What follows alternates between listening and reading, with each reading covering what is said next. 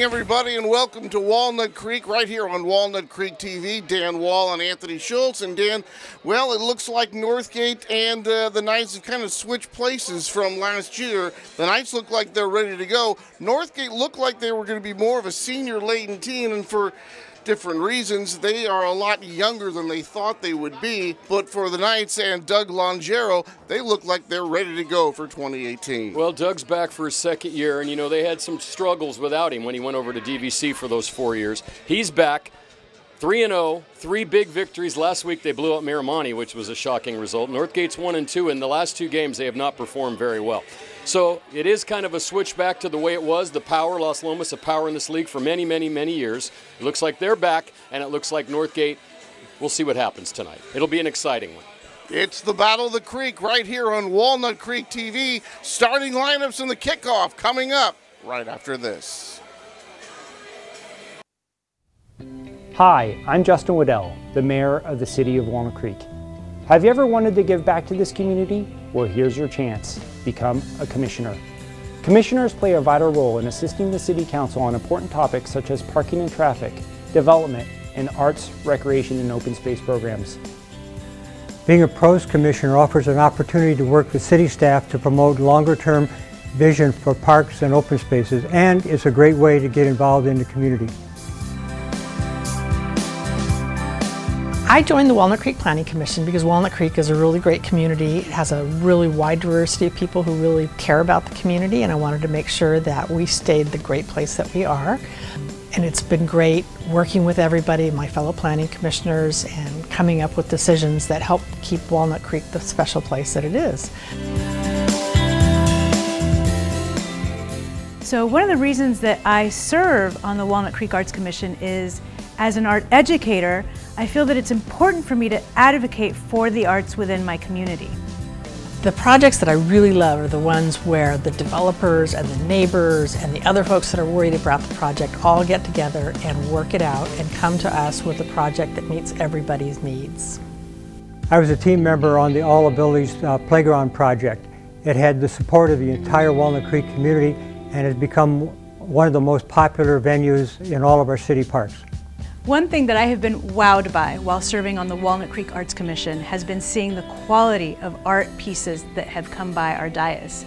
I highly recommend all of you check out the Walnut Creek Public Art Tour app to see these pieces. One of my recent favorites is Bullman and Bulldog.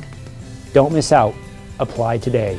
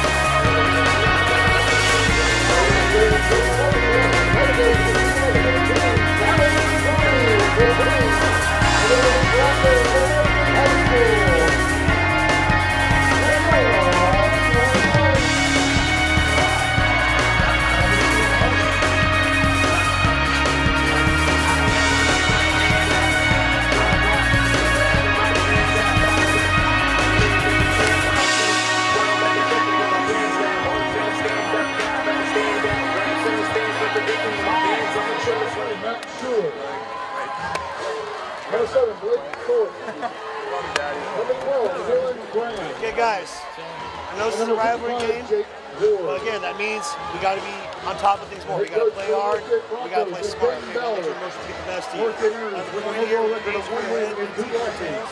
Teach your heads, teach your tails. Northgate's a missing team. What are you going to call? What are you going to call? As you're going to flip it, let it hit the ground. Heads or tails, Las Lomas win the toss. Okay? Your team should like to defend. Kick that way or defend that way? Okay? Guys, over here. That's smart. Las Lomas won the toss and we'll receive. Las Lomas has won. Shake hands, guys. Let's have a good game. And be elected to receive the opening kick.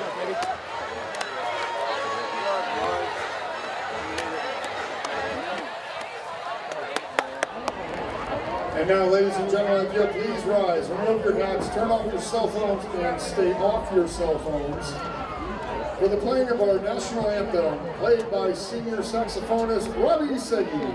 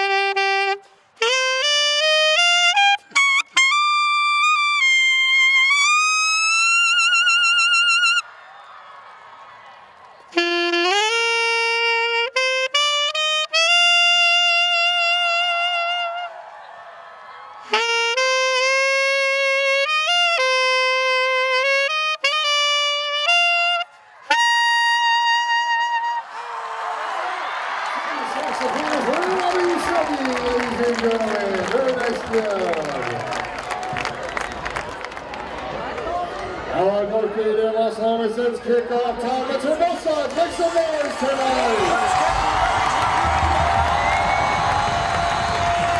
And now let's welcome the fans on Creekside. It's game time.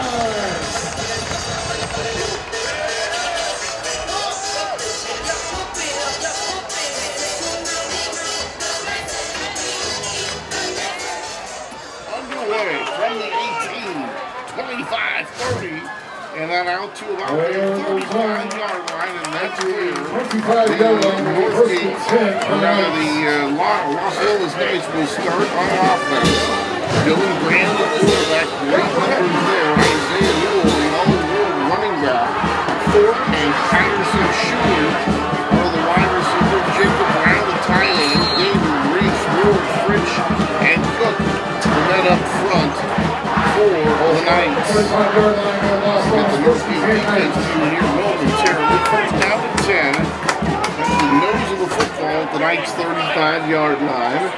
Knights coming in having won all three of their ball games. Last couple of weeks, big struggle for Northgate. They swing it out, and Newell's got it, breaks the tackle, goes and dumps from off the 40-yard line. Here's that Northgate defense for you. Soren Peterson at one end, Dominic Balistreri, and Dennis Escalon is the tackles. Cooper Champion, the nose guard. Dave, the other end. Berrien, Crow, Pierciol, Pulver, Wu, and Schmidt rounding out the rest of the 11-man defense for the Broncos. And that was a gain of 5 yards, bringing up second and 5 down to the 40-yard line. Here is the big guy, Newell. He's going to be stacked up there. I'm going to bring up third. He's going to lose it out here. Third and call it 6. Wayne Schmidt there defensively for the Broncos. And a passing down here. And so far, Tony, I think this is the strategy of Northgate. It's going to have to be. They're going to have to put extra guys on Newell. Newell's already this season rushed for 650 yards. He's getting looks from everyone in the Pac-12, and he's just a junior, so he's the guy. Bigger than most of his teammates. There's only 6 guys that weigh more than his 215 pounds. When you get USC and UCLA interested, that means You've got a whole bunch of suitors out of that spread formation. Back to pass. Plenty of time to throw. Deep down the field.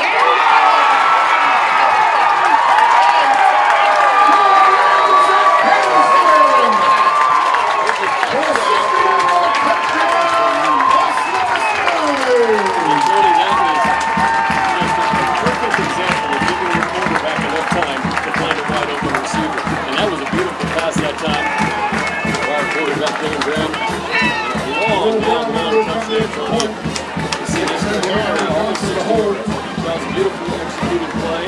They emptied the backfield, but he had a lot of time to throw it. For the Knights, just 3 plays in, and they're in the end zone already. And snap the ball. The kick is no good. Wide to the right. But just like that, the Knights are huge play. They lead it 6-0. That's a quick 6! That was very un-Las Lomas-like on the extra point. We've seen some great kickers come out of Las Lomas over the years, but that was not one of those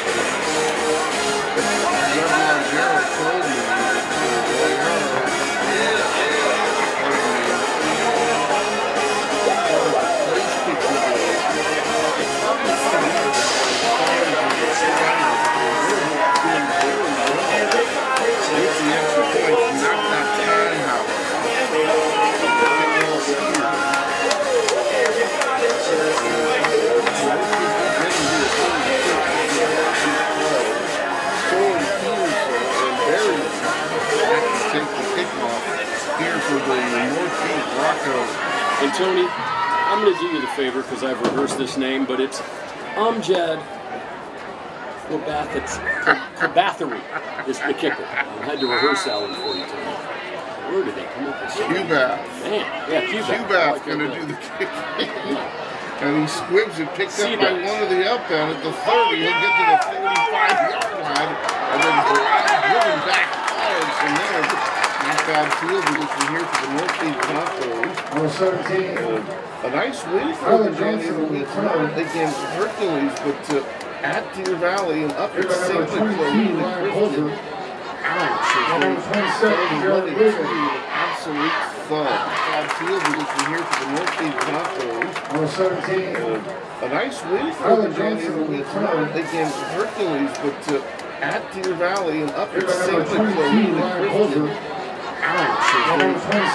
1-2 with an absolute thud. Got outscored 105-20 in the last 2 weeks after a 28-8 victory over Hercules to start the season. Nathan Wu, the quarterback, a junior, as they had a plan for another quarterback, but he's over at De La Salle now. Tony, you might want to talk about that a little bit later.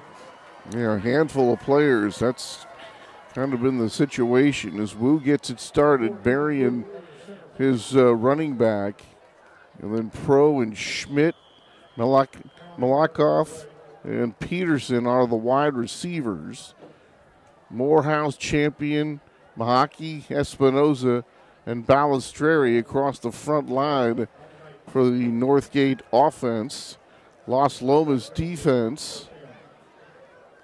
And it looked like somebody lined up in the neutral zone for Las Lomas, thus giving Northgate a 5-yard penalty, and now it's 1st and 5 from the 37. Cubath, Ward, Phil Mahala, Zach Transu up front for the Knights. And this one almost gets away from the quarterback, somehow hauls it in, picks up a couple of blocks, and then just wisely throws it away. And there's going to be a penalty flag to come with that. Dom Gravino, Nate Schulte, Matt Schuler, they're the linebackers. Caden Waters, Royer, Brian Thorpe, and Patterson are the secondary for the Knights defense. And boy, that first one reminded me of that Super Bowl a few years ago that ended with the Broncos. They almost, first play of the Super Bowl right over the head of the quarterback. We had that here, so that was a mess. The Knights going to lose several yards on this play. Well, Northgate had a good block to keep the quarterback safe. Wu was scrambling to the right. Then there was an obvious block in the back that everyone on this sideline saw, but it wasn't called. Then a personal foul penalty once the play went out of bounds. So Northgate not starting out very well, Tony. Now they're in a second and 20 from the 24. Long yardage situation here. We talked about Doug Longero in his second stint. Second year last year, 4-6. They got to the second round of the playoffs. And now whistles are going to stop this one. He spent the last 4 years at DVC, and boy, yeah, that they have a lot of success there. They had state-ranked, nationally ranked offenses all 4 years that he was there, and a couple of familiar names to some of you local high school football fans. Marcus Armstrong Brown from Justin Siena, he went off to Hawaii. Drew Anderson from Miramonte, he went off to the University of Buffalo and transferred to Murray State. So a lot of success at the JC level, a lot of success in his first stint with the Knights. Of course, he was here a long time, and boy, it seemed like they were always winning some kind of championships. Like four-time NCS champs. NCS champs out of 6 tries. His record from 2004 to 12 was 70-41. Not bad. And boy, it seemed like we had a few chances, Dan, to call some great games that they played right here. Including that triple overtime win over Clayton Valley back in the heyday. Second down and 19 for the Broncos and their spread offense, and some trickery, and this one is not fooling anybody. And that second pitch, well, it wasn't very good, and there was just 3 or 4 gold shirts in the backfield, and just like that, another big loss. And among others, Zach Transu, number 92 in the Bronco backfield, and they are going backwards completely. That second and 19 play, Dan, well, they're going to lose nearly 10 yards. Call it now third down and 28. And you just got to get out of here. I'd pretty much just run the ball and punt, because you know, trying to run these trick plays, trying to get out. It looks like the Las Lomas line is just feasting on Northgate's offensive line. Don't get in any more trouble. There's a short little passage drop to Peterson. So 4th and long, Tony. 4th and long and punt time for the Broncos, and that was just a very, very ugly first set of downs for Northgate. So they'll kick it away here. Well, Tony, this just proves what you say about high school football. You can't draft a bunch of guys if you have needs, and you can't sign any free agents. Well, some schools can, but we won't talk about that. But this one is not one of those. Boy, this kick, it looks like it was blocked. Either that or just a shank, and it's going to go out of bounds. It looks like inside the 20-yard line. Wow, this game could not have started any worse for Northgate. A long touchdown pass on Las Lomas' first possession. 3rd and 28. But don't get out of that. A punt that goes out of bounds at the 15. You know, this is not looking very well right now. Oh, the Knights are going to start this one on the Bronco 19-yard line. Folks, 9:05 to go in the first quarter. And nightmare time here for the Broncos to see if they can get a stop. Newell's going to get it, cuts it up inside, going to get inside the 10, bangs down to about the 9. He'll have himself a first down pickup of nearly 11. And then when he was going off tackle to the right, Dan made that pretty cut inside to really make something out of that play. Yeah, he made a nice off-tackle run that time, Tony. And, you know, there's going to be some comparisons over the next year to a player that played in this area, Najee Harris, because of his size. The only difference is, I just tell people, Najee Harris looked like this when he was a freshman. Right. When he was a junior, he already looked like he could play at Alabama. So, but I have a feeling just by watching this guy and the stats he's put up already, he's going to have a very successful career here at Las Lomas. Eagles that lone set man. They're going to fake it to the receiver. Then they're going to give it to the receiver on the end around. And he's going to get inside the 5-yard line. Let's see who picked up that. Looks like it's going to be number 3, Schuler. He's going to get some yards inside the 5-yard line down to the 4. So second down and goal here for the Las Lomas Knights. They handed a golden opportunity with that very poor possession by the Broncos on the block or the shank punt. And the Knights looking to take it in again. Newell, right side, takes the pitch, trying to turn the corner, and they are going to prevent him from turning the corner. Good pursuit out there. And among others, Soren Peterson, number 7 for the Broncos, getting out there. But that was some nice defense by the Broncos to string that one out to the far side of the field. It was Sorensen, Pulver, and Wu, who and they read that very well. They were out there. They beat the block. That was a lot of the line had pulled to the right side, beat the block, and forced him out of bounds. So now it's 3rd and about 7. Isaiah Newell over 600 yards in the first 3 games.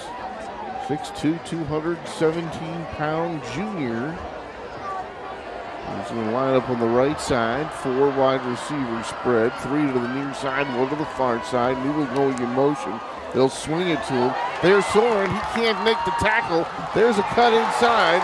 And this one is going to be down inside the 1-yard line, right near the goal line. Saw a good juke that time by Newell to get outside the defense. Tried to put it in at the flag, but he was denied, so it'll be 4th and 1. I have a feeling that they just might go for it here, Tom. They were basically given this free field position. I don't see why you wouldn't at the half-yard line. You figure you got to try to bang this one in. You know, one thing that when you look at Las Lomas' receivers, though, when you're down that close, they don't really have a big guy that they can throw to. They're all about the same size. You got to hit them on a crossing pattern. They don't have the ability probably to go up and hit that little fade.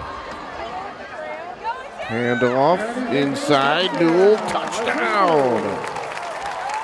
And the 6:48 mark here in the first quarter, the Knights have extended their lead 12-0. And Dan, you talked about what a horrific start has been for the Broncos. It has been just as positive on the other side for Las Lomas as they lead it by a dozen, trying to make it a baker's dozen with the extra point, and now they're going to go for 2.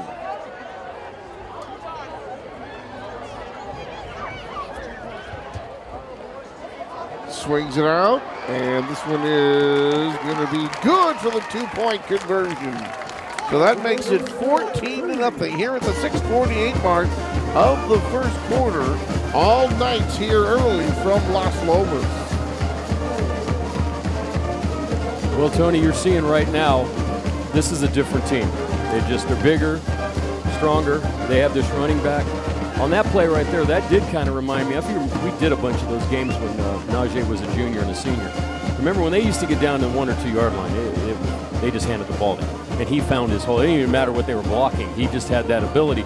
And that last play kind of reminded me of that. They just handed it to Newell. Newell found a hole and ran right through it. You know, sometimes you just have a guy with that kind of vision, that kind of ability. So far, it looks like he's one of those players. We'll have to see. Northgate needs some positive to happen right here. They need to get a return. They need to get some field position. They need to run a play for positive yardage. All right, here are the Knights to kick off. Got a squibber last time, ended up starting at the 35, but a couple of penalties put them back. And we're off and ready to go, and this one is going to be kicked off. This one's going to go into the end zone, and that'll bring the automatic touchback. So the Broncos going to get it for their 2nd time. Head man Ben Ballard in his 5th season already since taking over for Justin Lowell. Boy, where did that time go, Dan? Seems like it was just yesterday. Worked under Justin for several years, dating back to 2008. Coach Ballard was the defensive coordinator then. You know, he and Justin played together at the University of the Redlands. And when Justin was coaching down south, Lowell was his defensive line coach, and his father-in-law and his brother-in-law, they knew each other, and then they ended up coaching together at Martin Luther King High School down in Riverside. But for half a decade, it's been Ben's job, and good last year, but this is a new season. Another high snap. This one thrown to nobody over at the left side. It looks like they intended to get the ball to Malakoff, number 3, but Malakoff hadn't even turned around. He was still engaged with his cover man and never did look back. Yeah, Tony, Ben Ballard's been successful, 15-6 over the past 2 seasons, an NCS playoff berth last year. But so far this year, been outscored 48-113. And with the schedule, that includes Miramonte, Acalanes, Alhambra, Campolindo, and Clayton Valley. Things are looking pretty tough for the Broncos this year. Second down, better snap this time. Blocked at the line of scrimmage. And that one's on the ground. So Nathan Wu trying to get something off quickly. Didn't get back from the offensive line. And the Knights made him make him pay. Northgate, Dan, won the league title a couple of years ago. Last year they came in second behind Alhambra. So you're right. He's certainly talking about Ben Ballard. He certainly has had success here. But, you know, we talked about the transition they're making, Dan, and some of the bad luck they've had in keeping some of those senior players. Right now, I think they're just trying to keep their head above water and really trying to build toward next year. Third down, under pressure is Wu, screen pass, have a little bit of room, and now the ball's fumbled, picked up by the Knights, and they're going to get the ball back, it looks like inside the 20, down close to about the 16-yard line. So a completed pass and a forced fumble, and this is first down going the other way. The guy who made that all happen was Jake Ward. He was part of the pass rush. No, he read the screen, turned around, got to the receiver out of the backfield on the screen, made the tackle and forced the fumble, and it was picked up by number 10, Brian Thorpe. And once again, fantastic field position on the 19-yard line of Northgate. Dylan Graham coming in, having completed 70% of his passes last week, 16 out of 17 for 270 yards. I would call that efficient. Newell's going to get it. Left side, wide open, sprinting for the end zone. Touchdown! And just like that, touchdown number 3 for Las Lomas. And boy, they are putting it on Northgate here, and it's already 20-0. 6:29 to go here in the first. The seats aren't even warm, and it's already a 3-touchdown lead here for the Knights. Unfortunately, this is the recipe for a 20-0 deficit. Long touchdown pass, 2 possessions, a turnover, and a muff punt. That is not, no one draws that up in the playbook, Tony. Doesn't sound like much of a playbook if they do. Maybe the defensive coordinator draws it up. Is good. And they add the extra point, 21-0 in favor of the Knights. You know, Tony, something that's going to get talked about a lot this year is the new division alignment.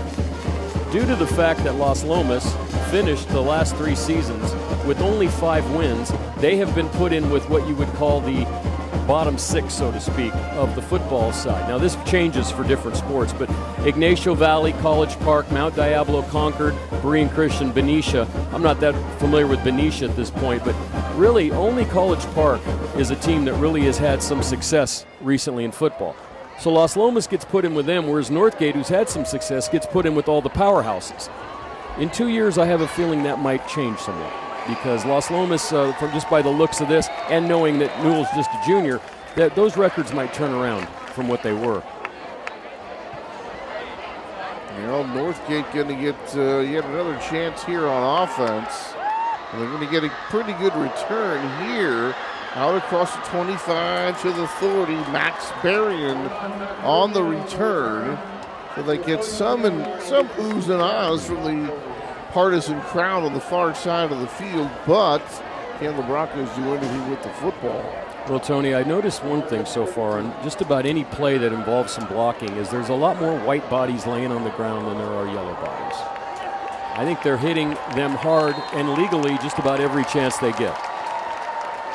Well, for Northgate, Dan, only 3 seniors on the field because of injuries.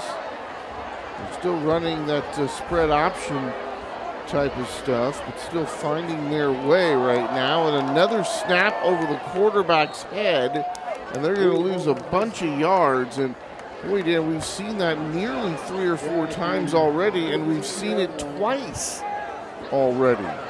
Well, that's the third, actually 4th major mistake so far, and we've only played 6 minutes of the first quarter. That's one thing they're going. You simply have to be able to get the ball to your quarterback. That's got to be number 1.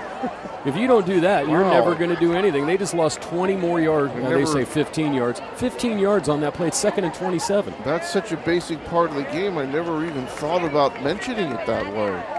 But with the struggles they've had, I guess you have to. Wu gets it this time. Did he lose it? And the big pile up, they're going to lose some more yards. Nathan Wu, receiver last year. They had a quarterback that transferred out of here. Nathan took over. He's got a good arm, Dan. He can scramble, sees the field well. But he is still learning the position, as are many guys on this team. Not a whole lot of varsity experience, Dan. And unfortunately, it's really showing itself right now. I'm trying to think of something they can go to here. Obviously, 5 wide receivers. You've got to block this defensive line, and they've been real good. They collapsed the pocket again. But that time, he got some time to throw. Going deep down the field with really just a couple of gold shirts out there, and that one not close to being completed. John Campbell's the guy that's going to get most of the carries, or would you get most of the carries brought up late in the season last year. Northgate had some problems keeping people healthy. They went through 6 running backs a year ago due to injuries, grades, sickness. They had one kid, Dan, who broke his arm, one kid who broke his collarbone after scoring a touchdown. It was just one of those things where they couldn't keep a running back healthy. They're going to punt, and this one goes through the punter's hands. It's loose in the end zone. The Knights jump on it. It's going to be at least a safety, if not a touchdown. And they're going to call it a safety. So that's going to make it 23-0 with the free kick coming up. And boy, this just goes from ugly to uglier. Well, they're going to have to do something about the center snap. That is the third time in 6 minutes or 7 minutes and 12 seconds that they've had a snap over the head of either the punter or the quarterback.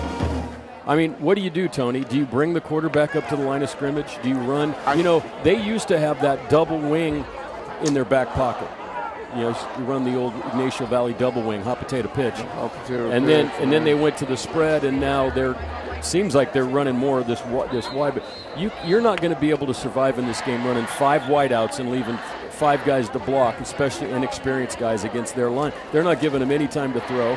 It's either that or you're going to have to start rolling out on every play just to get away from pressure. You just got to get up under center right now and start taking the ball, because you got to find something positive. You just can't keep doing that. Yeah, this is not good for anyone right now. It's not even good for Las Lomas. You know what I mean? You got a long season to play. Looks like a team that could probably go to the playoffs. You want to practice what and playing the game what you practice, and you want some competition.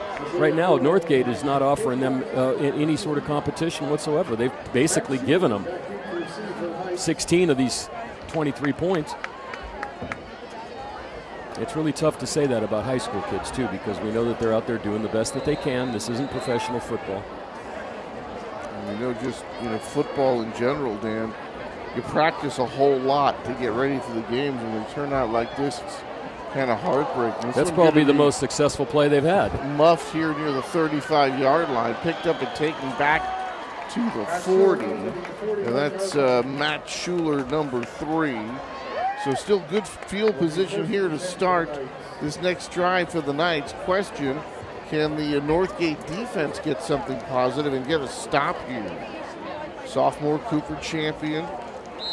Really the guy on that front line. Great energy, gets off the ball quickly. He's the kind of guy that needs the double team. Came up halfway through the year last year. His whistles played below this one dead. But when you have a running game the way the Knights do, Dan, you just, as a defense, you just can't simply concentrate on that passing game and coming off and rushing the passer. And, when you're looking to make a play on a running back like Newell, you really got to play the run first, don't you?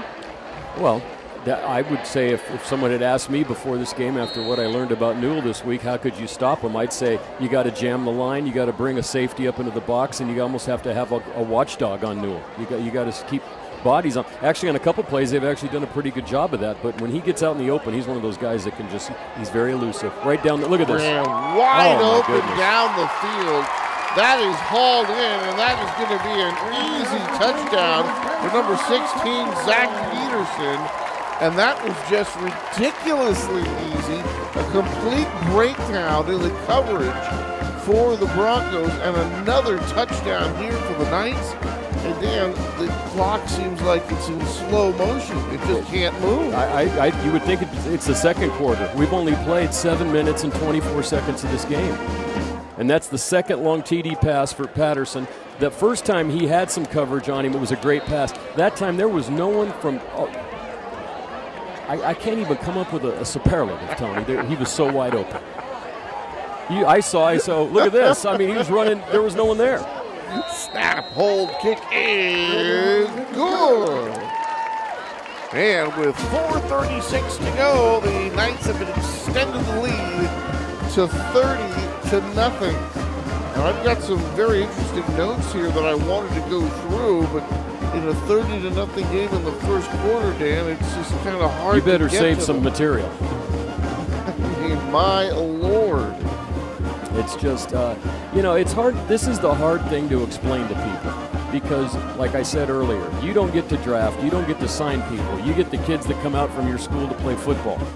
And Northgate, let's go back a while. Let's go back to when we started televising these games 20 years ago. They were not a big football power.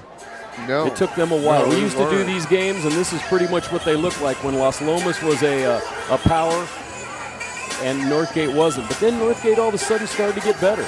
And they won a couple of these games. And then in the last 5 to 10 years, it's been a very competitive game. But due to injuries, due to departures, due to the fact that maybe this isn't as good a group of players as he's had in the past 2 or 3 years, you can see right now, and Las Lomas, as we said, you're looking at Las Lomas and saying 1-19, are you kidding me? Las Lomas won 10 games almost every year. Here's Northgate on the return, going to be tripped up, flags fly. Coming in is Malakoff, who carried that football. And it looks like from where that flag came, usually that's going to be something to do with a block in the back of some sort. It's going to be a hold. And Northgate going backwards again. Well, we talked about Fultz, who had been a 3-year guy here that was going to be the starting quarterback. He's over at De La Salle. And you had 4 other seniors, Dan, that left to play other sports. And, you were already a lot younger than you normally would want to be. It was already kind of a transition year anyway for the Broncos. That made it a complete transition year. And right now it shows. It's just a situation where the Knights are just head and shoulders better than are the Broncos. Still in the 4 wide receiver set. Handoff, trying to go up the middle. Not much there. Just a couple of yards. It'll bring up second down. Campbell on the carry. So far, the Las Lomas defensive line has played an incredible game. They have not allowed hardly anything.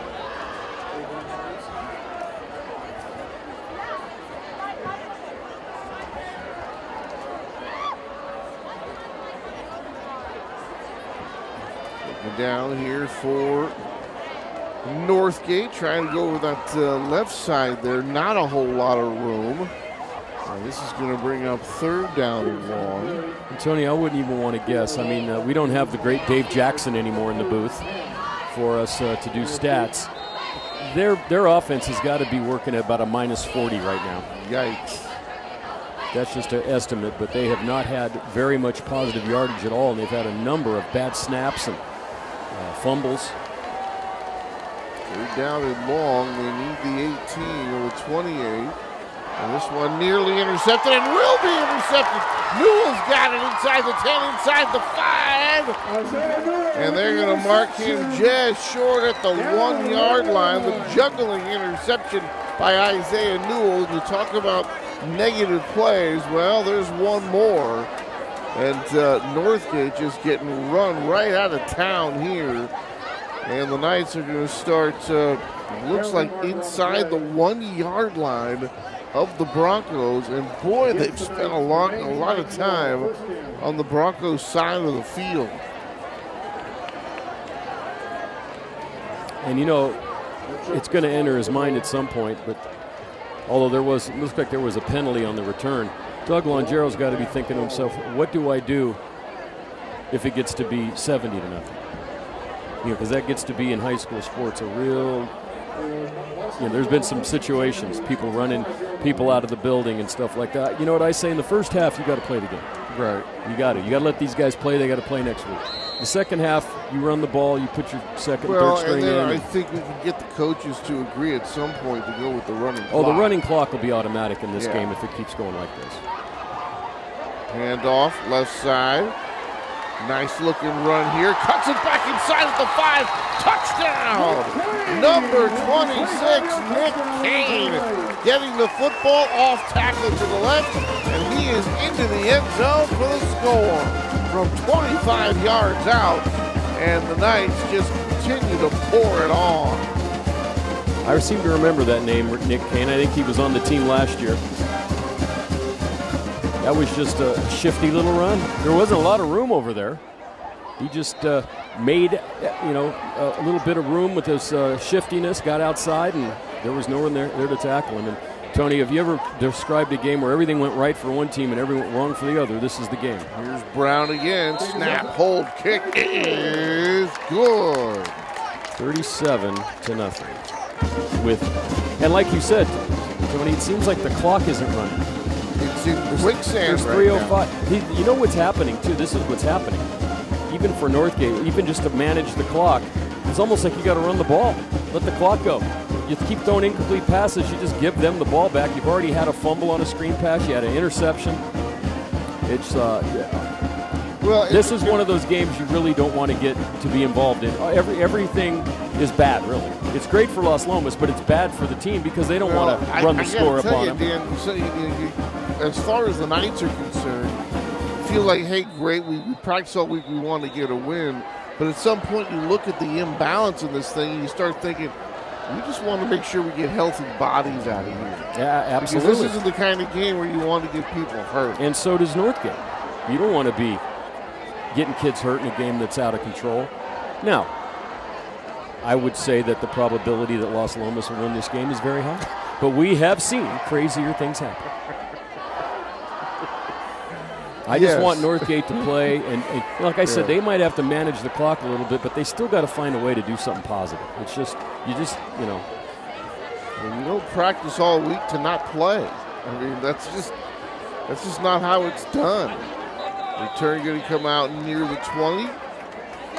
Broncos will set up shop there. They just don't seem to have the same team speed that Las Lomas has. They're not getting to a point ever on any play where it looks like they have an opening or someone with an advantage. It looks like they're just kind of doing what they know how to do, and Las Lomas is better at stopping it. It looks to me like a situation, Dan, where the varsity is playing the JV right now. And the varsity is just absolutely taking it to them. And it's, hey guys, wait till next year till we get things sorted out and we get some of these guys that know the offense better, know where they're supposed to be on defense better, because they've had a couple of absolute mishaps defensively where somebody just forgot to cover whoever ran downfield. Wu scrambles, now cuts it back up the other way. Nice pursuit from the backside that time. Trying to see who that was. Was that number 42? Or was it 92? Might have been 92 on that play, Tony. Zach Transu, Jr. for the Knights. Looked like he was chasing that play down very well. And then when Wu cut it back inside, he was there to make the play. Couple of yard gain on that zip play. Like second down at about 9.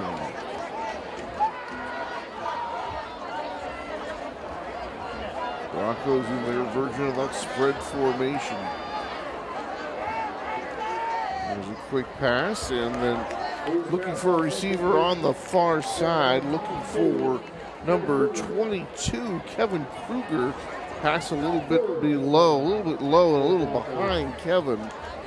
And that is fallen incomplete, stopping the clock at 2:05 here in the first. Something I noticed on that play, Tony, I was kind of watching the line, and Transu's lining up on the left end, and they're basically letting him just go by the tackle, and he's having to get picked up by the back, which is, if that back isn't back there running, he's going to have to do some heavy blocking because it's basically a 4-on-5 situation. I don't know if you noticed, but the number 44, Cole Hunter, is a big boy when he's in the ballgame.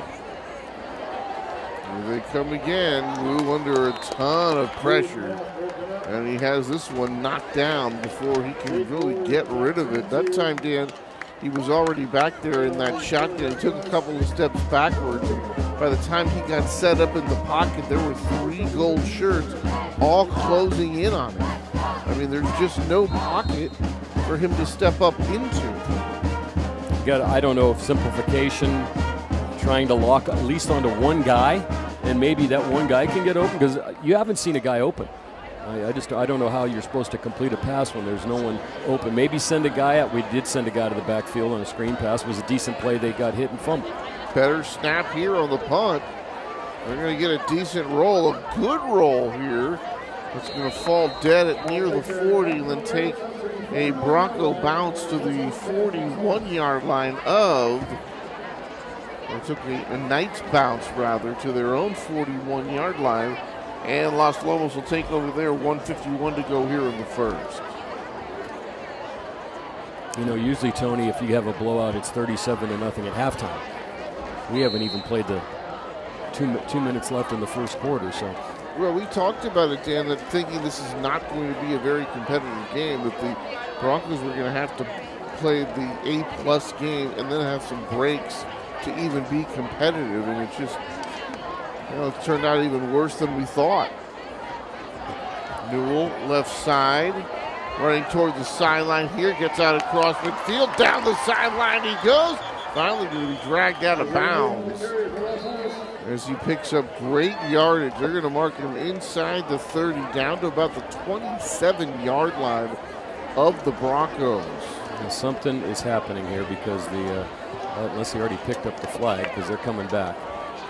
Would have been about a 33-yard game, but the holding is going to be the call against the Knights. So bring that back. Let's see how far downfield the holding looks like it was around the 50. So, you know, right when he got, you know, that happens a lot of times when you seal that edge and you got a guy coming around the side and a defender is running towards you. Sometimes he's ahead of you. You reach out and grab him. Might have happened there. So this play, the infraction came downfield on one of those blocks. So the Knights will lose a couple of yards. They'll be inside their 40-yard line. Actually, the nose of the football right on the 40-yard line. So they'll actually end up losing about a yard. And they'll do this one again. But talk about downhill running here. The offensive line is just completely wiping out the Bronco defensive line. Newell got a hole there, breaks one tackle, but then can't get away from the second man. You see who that is. Looked like that was number 9, Max Berrien, coming up to make a nice tackle. And this early in the ball game, Dan, and you know, again, I know it's early, but the Knights got a long season left, and they want to be in the playoffs and NCS playoff games and all that kind of stuff. How long do you keep your stars in? Well, I watched Newell on that play. He's got good instincts. He knows how to get away from a hit, and he did on that play. Fake it to him this time, and they get a pass completed. Oh, and the leap right there. Wow. Number 7 is Blake Thorpe. He is there, a big-time wide receiver. Bunch of offers to go play at the next level. Army, Air Force, UNLV, San Jose State. And in this matchup, this is a penalty in high school football, remember, Tony. You cannot leap over a player. Oh, right. I could have sworn, no, wait, they didn't give it to him. Did they change? Maybe they changed that rule. You're not supposed to have been able to jump over a player. Maybe they didn't rule that as a jump, as maybe more of a, he was just trying to get out of the way. Trying to avoid a hit. But Thorpe had 17 catches in the matchup last year.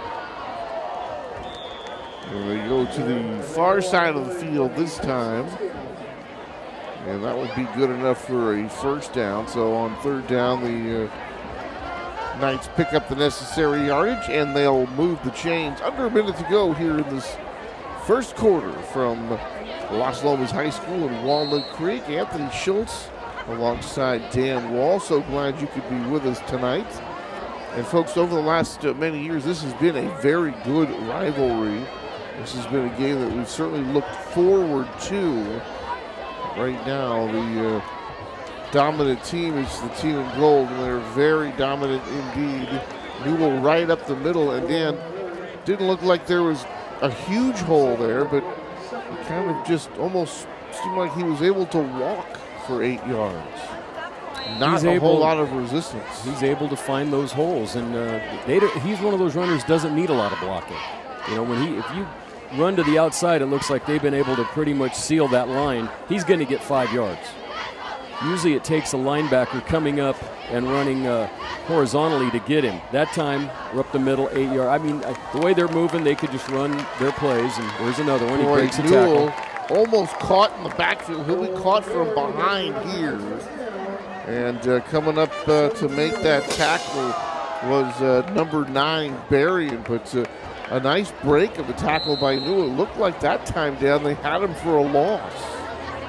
Yeah, but he's got all the tools: speed, shiftiness, power. He can run without a lot of blocks. He's going to be a big-time player in this area for the next 2 years. And mercifully, the first quarter is over. Let's hope, for Northgate's sake, things turn around at least a little bit, at least some positives, because so far there have not been a lot of positives. Not a whole lot for the guys in white, but a whole lot for the guys in gold. 37-0 Knights. And second quarter action coming up right here on Walnut Creek TV, where TV comes home.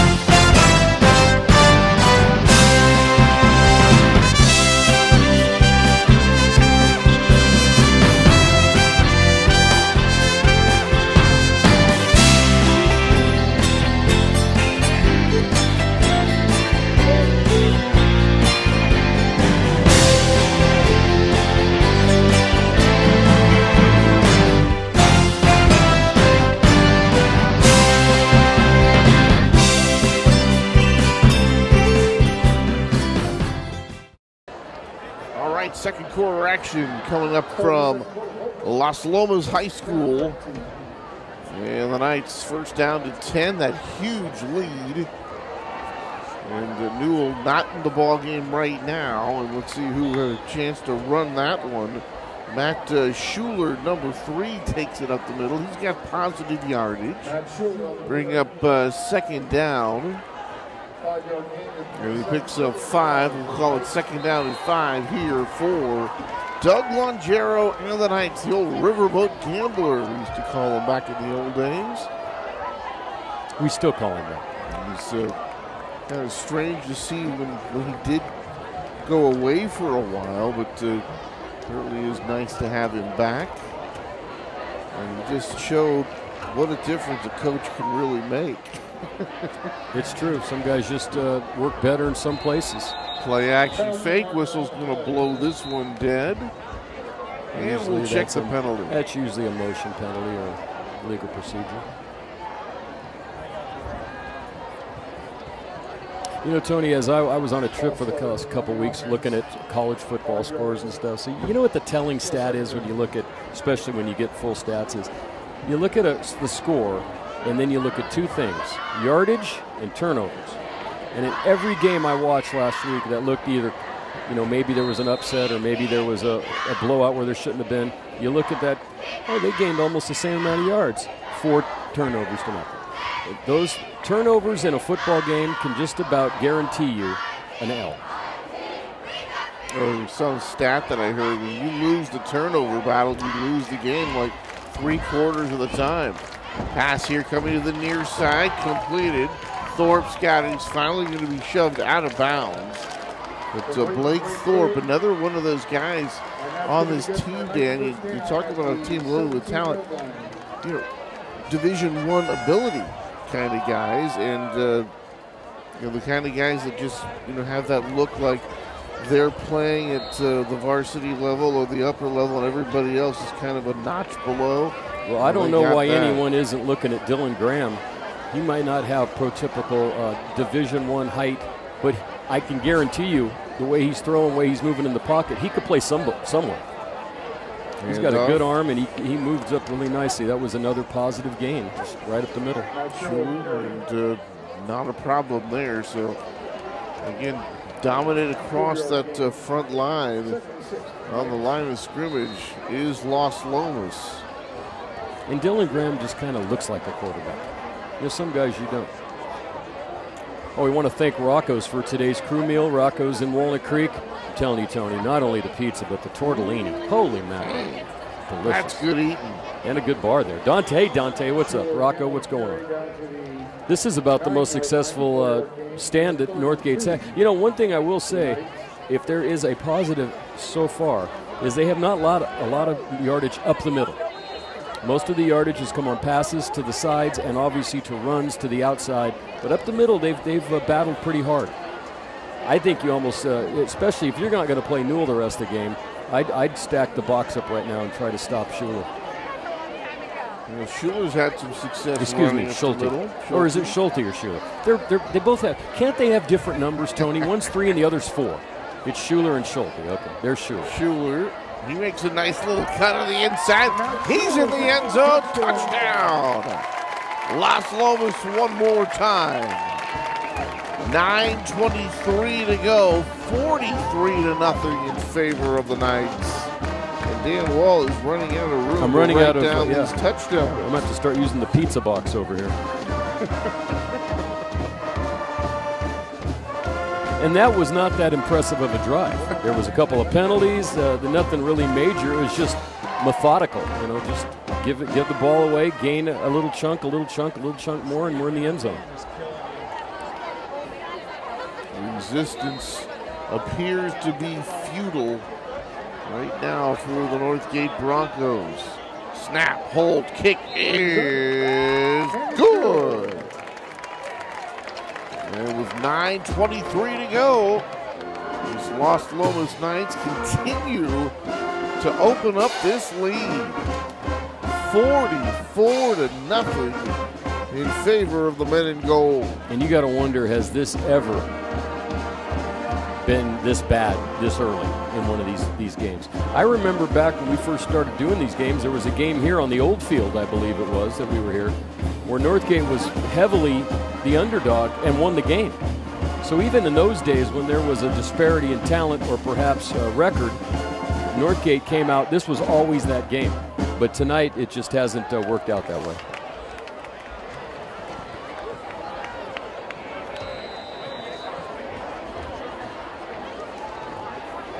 All right, Knights to kick off. And this one's going to be caught on about the 10-yard line, 15, 20. Across the 30, hit and dropped there at about the 31-yard line. And the Broncos going to take over. Jackson Malikoff on the return. So 1st and 10 for the Northgate Broncos. But boy, talk about a long comeback. They are down 44 already, and just an eternity of football here to play. And normally I would say that in a positive sense for the team that's behind, but right now, Dan, it doesn't seem positive that there's a long time to go in this game. Same formation. And they go up the middle and stacked up there again. Big number 44 getting into the mix. That's Cole Hunter. And he is a guy that, boy, he looks like an interior lineman, doesn't he? Well, he's 6'4", 330, Tony. So. Yeah. He looks like a professional interior lineman. And that front of that line has done a great job. They're just taking away every lane. go with just 2 down linemen this time. Complete the pass to the 35-yard line. And then coming up from behind to make the tackle that time, number 33. And what are we going with, Q-Berry? Cuba Terry. But Nick, he has to have a nickname. You can't have Q-Bar. a name like that. Q-Bar, you said. Q-Bar, okay. Yes, Tony. Everyone here realizes that you're not Frank Gifford. Q-Bar coming up to make the stop. And that'll bring up 3rd down at 6. There's a snap, back to pass, far side of the field. Nice turn in, and that's going to be enough for a 1st down as the pass is complete to number 88, Eric Pro. So you talk about something positive, Dan. Well, there it is right there. That was the first really good play they ran, and you're going to have to get some sort of slant working inside screen like that play. Earlier, the pass before was a nice slant pattern that got some positive yards. That's what you're going to have to. Right now, you almost have to say, unless there's some sort of miracle, we're not going to win this game, but we can prepare our team for further down the road. So far on this drive, they've looked pretty good. You know, that is what it's all about. You got a whole bunch of juniors and underclassmen here on this team. It's really all about getting them ready for 2019. This pass incomplete. Well, that's what I was going to say. Tony, you might not even be getting ready for the rest of this year. With the schedule you have. You might be preparing this team for get further down the road with all the youth that's on it. This is the kind of thing you can learn from. I talked to Coach Ben Ballard earlier in the week, and that's exactly the conversation that we had. Are you really, you think about this year, and he said, of course, you want to win the games you play. That's why you go out and practice. But yeah, they are really looking to the future and get these guys ready to be good next year, and maybe even better the year after. And Las Lomas just caught offside, so they are just about at the 50, which would be a major victory so far in the first half for Northgate. Let's hope they can continue this drive. I'd like to see them do some nice things here. It's fairly obvious that Las Lomas has a I don't like to say better or superior, any of those kind of words, but at this point in this game, they've been the better team. Broncos from the 49. They're trying to go up the middle. They're going to pick up a couple of yards. And Campbell on the carry, and then it looks like number 28, Dominic Ravino there on the stop as the ball gets to midfield. Clock continuing to run as we hit the 7-minute mark of the first half. But Dan was talking about showing some positive things for Northgate, and they are doing that right now. Here's Wu with time, a pocket to step up into, and the ball is going to be intercepted. And that is number 3, Matt Schuler, who makes the diving interception. That was a heck of a play by Schuler. Great play, great read that time by him.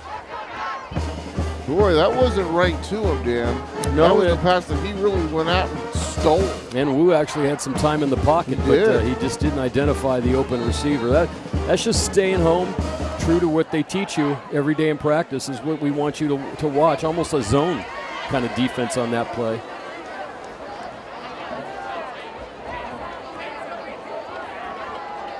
So the Knights take over after that interception. They're going to go up the middle here. Nice cutback running. Flags fly. And coming from the back judge here, Dan, it looks like that's going to be holding, and you're going to bring it back. It is. That didn't take long to happen or to identify by our referee.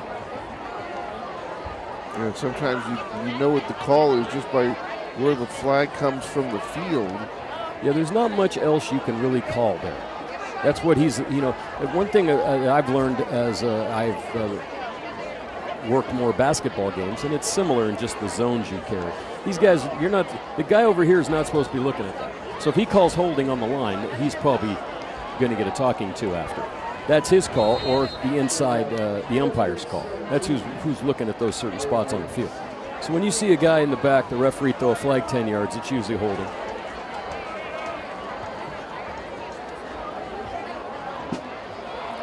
And off left tackle this time. Another big opening.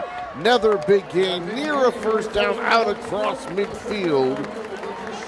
And Nick Kane, number 26. And boy, sometimes when they're running these off tackle plays, Dan, there is just no resistance from Northgate at all. They are just getting wiped out on the edges.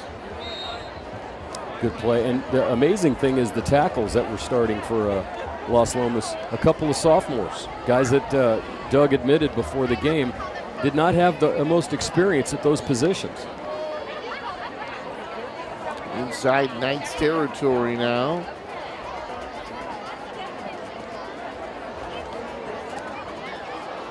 From Broncos territory, excuse me. I think it's Kane again. And that'll be a first down for Las Lomas, and they'll move the chains as we approach the 5:20 mark to go here in the first half. Like the football season starting earlier and earlier. Yeah, it started back, what, in May? High school football. I mean, already a month into the season. This is week 4 already. Here is the, here's a play that's just going to go for a couple of yards. Nice tackle there. And that's number 54, looked like he had it. Or 64, Francisco Espinoza coming up to make that stop. And what I'd like to tell the kiddies out there, Tony, is there used to be a day when Grandpa Tony and Uncle Dan, you would go to school on the Tuesday after Labor Day. That would be the first day of school, and the first football game would be tonight. Tonight was opening night, not 4 weeks into the season because there's 37 rounds of playoffs now. Knights from the 40. Second down. Under pressure, throws. Thorpe's got it. He is going to be hit and dropped after a very short gain. So Thorpe makes the catch, and Blaine Schmidt, who wanted to take on that matchup, a free safety, not usually a guy like Thorpe, your best cover corner is going to get it. But to Schmidt, the most speed, he went to the coach and said, Coach, I want to take on this guy. I want this challenge. And, of course, all these Walnut Creek kids, they played with each other before. They all know each other from playing youth sports. They're down at 7. Here's Newell back in the ball game. Off tackle left side. And Newell inside the 30 is going to pick up another first down. And they're going to move the chains again. 11-yard gain, earning a little misdirection to the left side. Good blocking by the line. And Newell, I would say Newell probably won't play much in the second half. And thankfully this quarter's running a lot faster than, I don't know what was going on in that first quarter, Tony. It seemed like it took 2 hours to play. Well, every time they ran a play, it was a touchdown or a penalty or a first down, and the clock just kept stopping. You get a lot of change of possessions. You get a lot of stoppages. First down at 10, and there's a penalty and whistles that blow this one dead. No, but in the old days, Dan, it was, you come up on Labor Day, the Jerry Lewis telethon comes That's on. gone. And then you go, oh, God, we've got to go back to school. That's what you did. We'd have that last weekend, and then we'd watch a Jerry Lewis, and we'd sleep in on Monday and go back to school on Tuesday. They've been back in school in Brentwood for 6 weeks already. And like I said, 4 weeks into the season, because, the Big Little game is going to be played in Antioch, Pittsburgh. It's going to be played on October 27th this year. That is incredibly early. Boy. That used to be around the 10th of November. So, and they wanted to do this so they could play the state championship games earlier than last year, which were played on the 15th and 16th of December. Nice to throw again, looking for the end zone. Oh, leaping grab.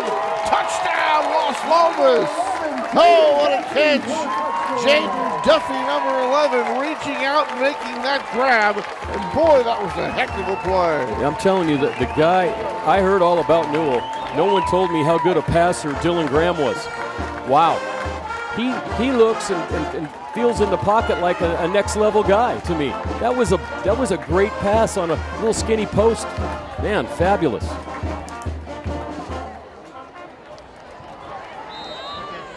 Boy, right now, Will Brown, the place kicker, is going to wear out his leg.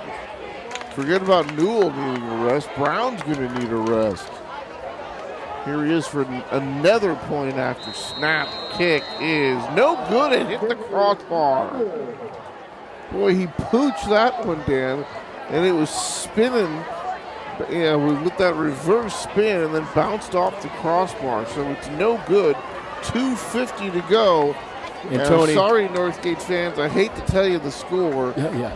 50-0. And that was the ugliest PAT I think I've ever seen. That was pretty spin though. It spun perfectly. It only went 20 yards though.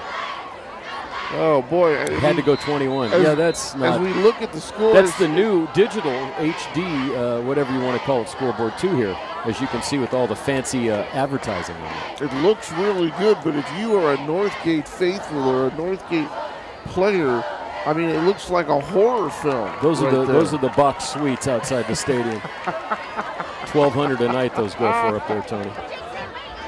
And all that corporate plus money. You got to pay beer and food. The corporate suites here in Northgate or in Las Lomas. And now here's the kickoff, and the Knights 50-0, and the Broncos on what they would hope to be. Well, I don't want to say a comeback because they get out here at 25, but they had a couple of positive things happen the last time, Dan. Can they get a couple of those positive things to happen this time? We haven't had a game like this in a while, Tony. It's yeah, and for a while, Dan, when we were getting some of those games, we had that the Antioch package. It was tough to get the great game. And then we did. Was running over some people. Well, we got it with the Pitt game was just fantastic. And you just a couple of years ago. You can't predict what's going to happen. But last year we had a great game between these two teams, 42-36. Remember that? There was all kinds of craziness. There was punt returns and kickoff returns and long plays and short plays and penalty flags. You sound like John Madden right now. Boom, boom. Not so much this year.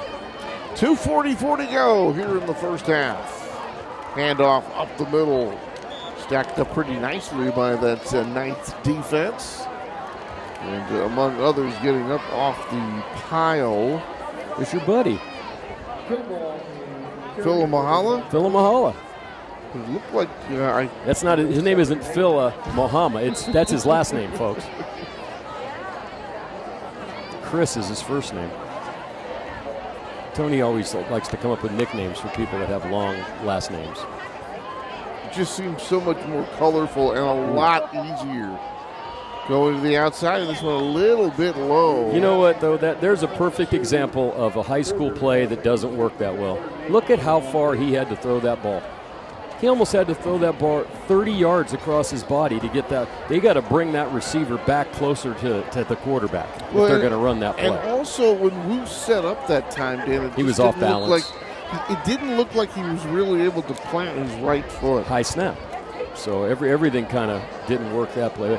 Just saying that a lot of times you do not get quarterbacks that can throw the ball all the way to the sideline on a rope in high school football. 3rd down and 8.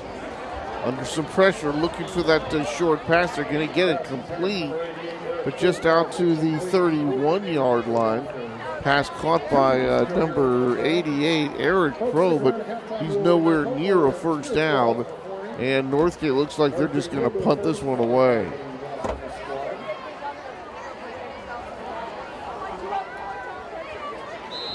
Well, Tony, maybe in the second half we can talk a little bit about some of the starts other high school teams have had in this area. There are some I'll tell you, Liberty looks good.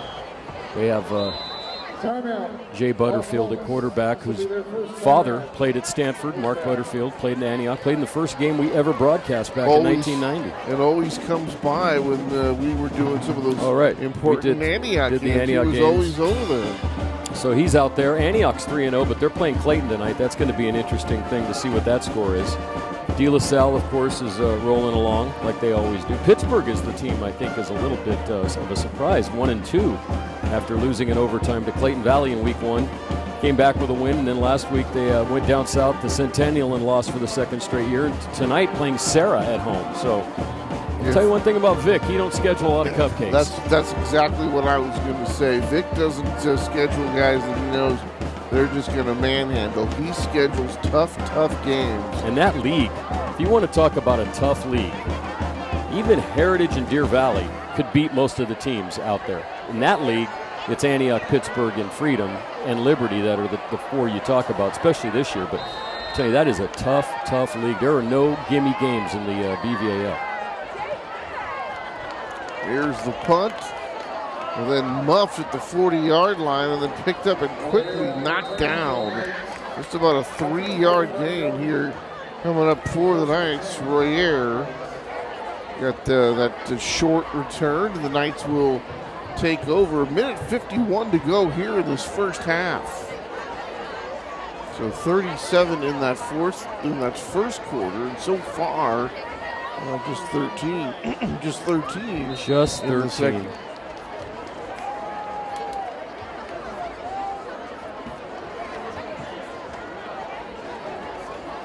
We've got a packed house here for this matchup, as you would expect.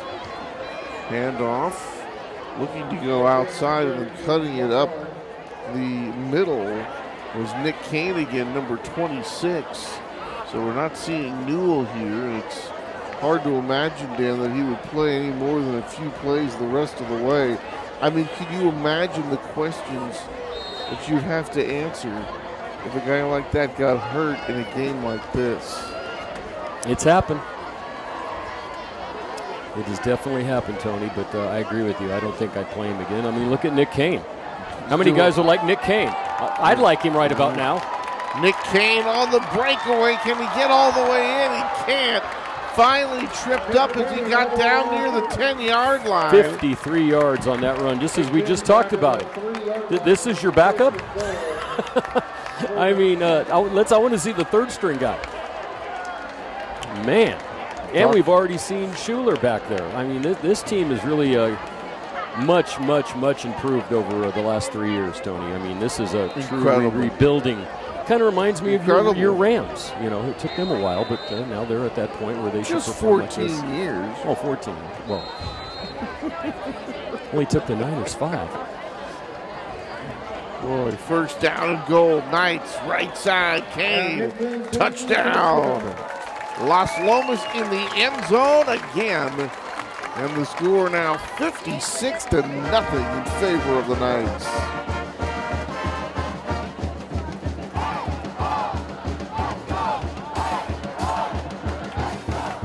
There's not a lot to really report on right now. It's just not good for Northgate and very, very good for now Newell is. Now this is the one that kind of does give you a little bit. They have him in on the extra point team. Can you imagine if someone falls on his ankle right now? Or snap, hold. Oh, now a muff hold. That was bad. You know, the holder going to be taken down. Everett Johnson, just at the last moment, apparently lost control. Brown came up to kick it, and the ball just wasn't set. But so let's write down some things. We're not going to hold it against the Knights. Let's write down a couple things Las Lomas work on next week. PATs have not been pretty. And you never know when you might need one of those to win a game. But now this is what I look at, Tony, and I don't want anyone to think I'm ragging on people. This is the truth, period. It's not fake news, as someone around us says. Next week, they play Mount Diablo. Now, when has Mount Diablo had a good football team? Now, I'm not saying... Several years ago, they were good for a very brief time. Maybe a year they had a decent... Yeah. They have been... It's just a fact of life. Now, this is a team that was 8-3 last year, and they're beating them 56-0. What is next week's game going to look like? This team beat Miramani last week, Tony, by 28 points. Miramani is a Division III powerhouse. When is Miramani not good? I cringe to see it. What's going to happen in some of these other games, and I just wonder if it's going to advance the program. Playing against teams that they're not really competitive against. I mean, this is great and everything to talk about when you're walking around the mall tomorrow. But how much has this really improved you? And it's not their fault. They're just playing the game that's on the schedule. But you know, it's like anyone else. It's kind of like any team playing the Kansas City Royals right now, playing the Padres, or Baltimore. It's great that you got a game, but when you go in and beat them 10-3 every night, are you really getting ready for the playoffs? Or are you just kind of going out, going through the motions, winning the ball game? Well, that analogy is a little tough because at least those teams do have players that are major league ready. Well, that's true. I'm just talking about how bad one is versus how good another team can be. But right now, it's just a situation where Northgate, they're going to get caught here and lose a lot of yards on a big sack. Tyler Johnson. He's at the quarterback position now, number 17. But you know what I'm talking about. Right. It's just the idea. There's just a complete and utter Ignacio Valley. imbalance. Ignacio Valley actually got better last year and played, but I heard they're down again this year.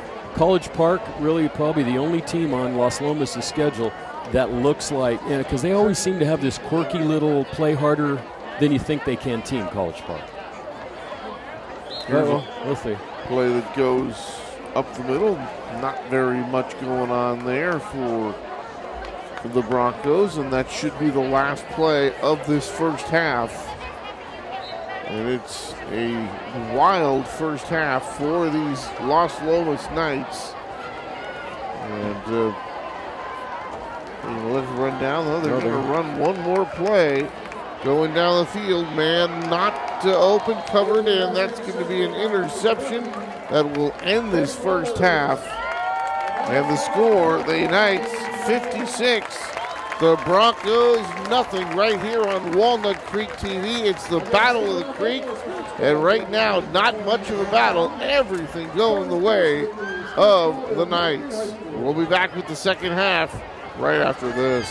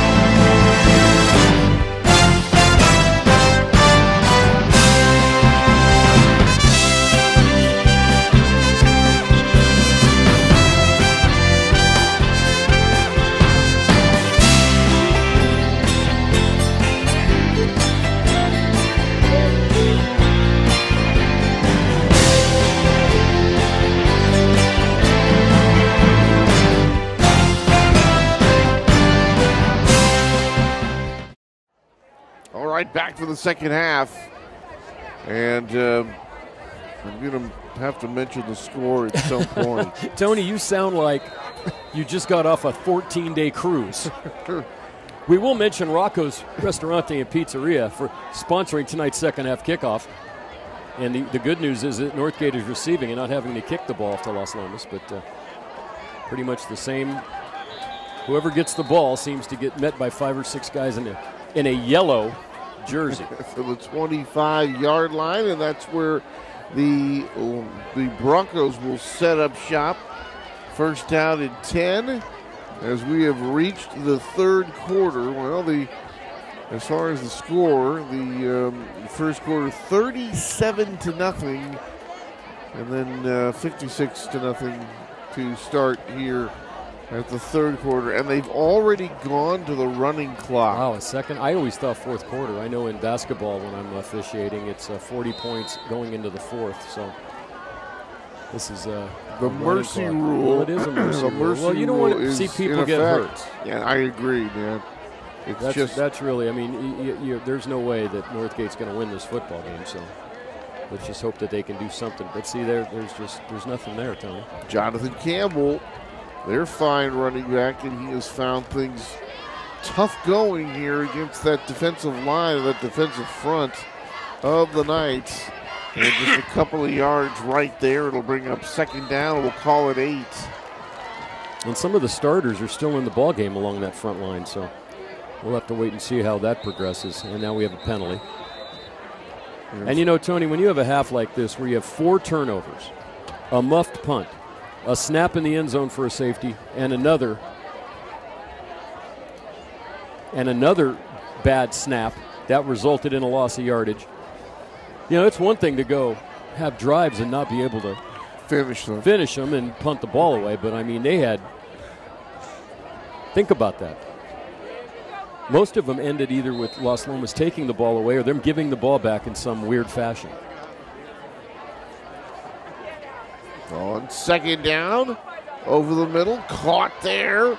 Couple of tackles broken, and then carrying a defender across midfield into Knight territory. Soren Peterson, excellent play that time, and that was the best play of the night for the Northgate Broncos. Yeah, Peterson looks like he's got some ability coming over the middle, making catches. And, of course, a new quarterback in the game, Tyler Johnson, who is a junior. Soren also plays running back. He's also the middle linebacker. 6'3", 230, athletic. Now, he's a Division I talent on that side of the ball. Oh, yeah, a nice looking move there by Campbell right to the line of scrimmage to pick up some yards. So back-to-back good plays. That one's going to be good for about 6. Call it second down and 4. That was one of the better runs of the night for Campbell. He's been getting bottled up at the line of scrimmage.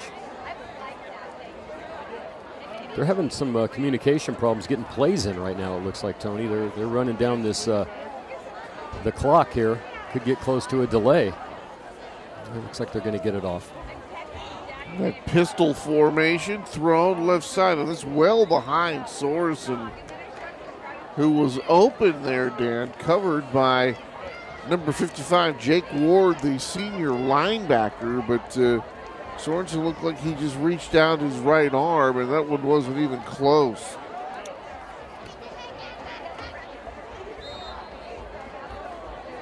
Once again, they're having a delay. Maybe the fact that you got a second-string quarterback in there. Seems like they're having taken a long time to get plays in. 3rd and 5, Tony. Handoff, trying to go up the middle and hit and drop there, short of a first down. And a good-looking play by number 3, Matt Schuler, coming up and helping out from the secondary spot, able to make the stop there. And 4th down now, just a few yards to get. And Northgate trying to get a first down. Jake Ward was there as well, and he's been in on a number of defensive plays. Northgate going for it. This is about the closest they've been to getting a first down in this game. Right, they have one in the first half. Once again, a little delay in looking over to the sideline for a play. Fakes the handoff over the middle. Sorensen has it, and he's going to get the first down as he's inside the 30-yard line down to the 29, and that will move the chains. And here's Northgate able to pick up some yards here and put together a couple of first downs, and just try to put some cosmetic surgery on this one. But, you know, maybe Dan also pick up a little confidence and at least have a little bit of a swagger when they go into practice next week. Campbell, and he's going to be met at the line of scrimmage and drop quickly. Well, you know, Tony, you got to look at something now, too. You wouldn't have thought this. Coming into this year with Las Lomas being in the 2nd division of the football alignment, they knew their toughest games were probably going to be against Miramonte, Clayton Valley, Campo Lindo, Acalanes. Well, Las Lomas has beaten 2 of those teams. So maybe those games won't be as tough as playing Las Lomas is. Oh, looking for Sorensen out there on the far side, and Matt Schuler was there defensively, and that was almost another interception. It looks like, you know, with Campbell and Peterson, they might have a couple of offensive players that they could rely on as you look ahead. And like I said, I mean, Las Lomas played a game against Miramonte and beat them by 4 touchdowns. Maybe Miramonte isn't as good as everyone thought, or maybe Alhambra isn't as good as everyone thought. Maybe Las Lomas is just that much better.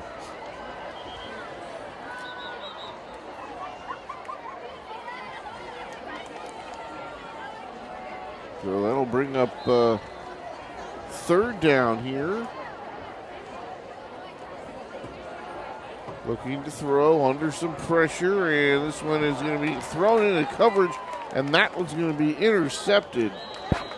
And boy, that time Tyler Johnson Well, Danny looked good on a couple of other passes. He looks like he's hurt right now, but boy, he threw that one into a double team. I think he just got low bridge there at the as he was throwing the ball. But that one, yeah, not only did he throw it into a cover team, Tony, he threw it over his receiver to two defenders. That's even worse on that pass. But they were trying to go for something, trying to make something happen, which is, as we mentioned, a running clock. Tony, we'll be out of here in time to catch the end of the Dodger game, I think, the way this is going. By the way, I know this isn't going to be played till later, but we noticed, and we were going to talk about a few of these teams. The Antioch is up 3 touchdowns in the first half against Clayton Valley tonight, which is a shocker. Big surprise right there. And right up the middle. And another nice game, close to a first down.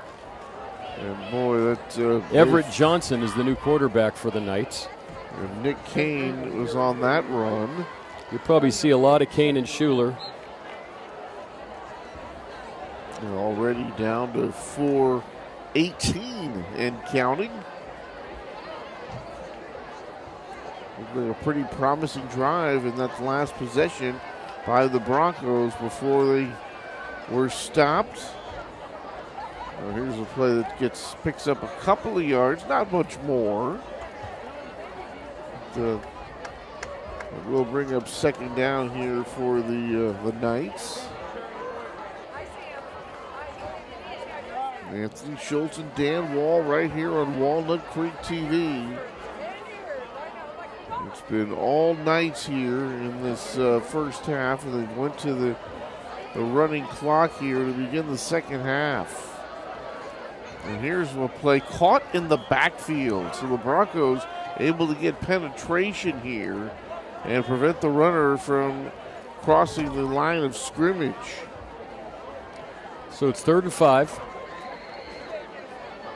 And as at this point, Tony, what would Las Lomas even do in situations like this? I mean, it might be a good idea to punt, so you can work on your punt coverage team, because I'm not saying they will, the way they've been getting first downs in this game, but they finally, I think, stopped them on a third down. The backfield again, Dan. Back-to-back plays.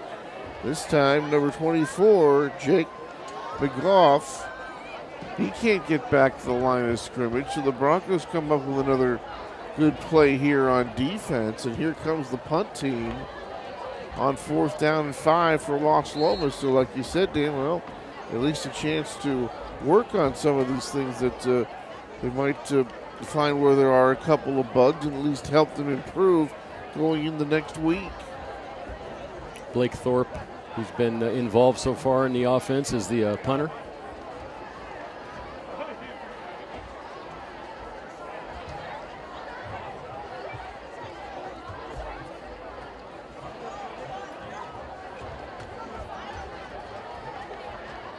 And lets this one go. Not a bad kick. This one's going to hit at the 50 and take a nice roll inside the 40 down to about the 37-yard line. Good looking punt that time.